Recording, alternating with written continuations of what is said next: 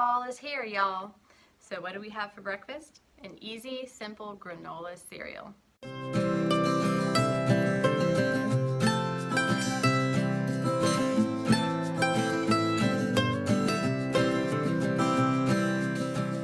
Hi, I'm Amy from Our Amiable Farmhouse. Today I share with you my rustic apple pie granola recipe. Now I like to make granola because it is easy. It's super simple. I can make a big old batch of it and it just sits in my pantry waiting for hungry little munch mouths to munch away. It's perfect when you're on the go and in a hurry and you need something quick and fast. Granola is one of my favorite things to make because there are so many different add-ins that you can put in it and make it a different flavor profile altogether. Now, when it comes to homemade granola, it's really easy to make it healthy and to boost it with all kinds of power-packed add-ins for extra nutrition. I like to soak my grains, so for my granola, I will mix in a little bit of sourdough and let it soak overnight so that it breaks down the phytic acid of the oats, nuts, and seeds that I may put in my granola. And what that does is help with digestion so that your body is not pulling its minerals to help digest those grains. Instead, we've already sort of like pre-digested them for us so that when we eat, we're actually getting the full nutrition from what we're eating without our body having to do extra work. Now, for add-ins, there are all kinds of ideas. You could add coconut, chia seed, flax meal, nuts and seeds, dried fruits. I mean, the possibilities are almost endless. I'm sure they are, but you know, we'll just say they're endless. Now, I like to make a big old batch for my family of 5. And this will last, roughly a couple weeks, depending on how often we eat it. If we're eating it every day or just a couple times a week. So let's get started. I'm going to show you how I did this rustic apple pie granola. To a large bowl, add 12 cups rolled oats, 2 to 3 cups walnuts, chopped or crushed by hand,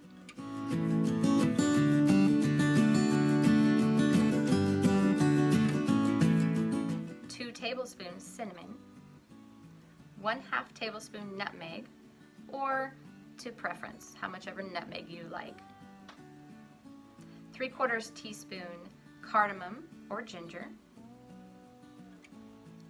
1/2 tablespoon Himalayan salt or sea salt, 1 cup sourdough starter, and this can be straight from the fridge, it doesn't need to be active,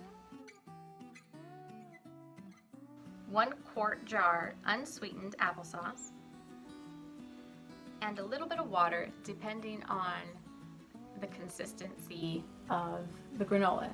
Now I just like to get it a little bit moist so that I'm ensuring that the sourdough is getting spread throughout the entire mix so that it's breaking down that phytic acid. But I don't want it too soppy wet because then it will just take longer in the dehydrator or oven to dry out.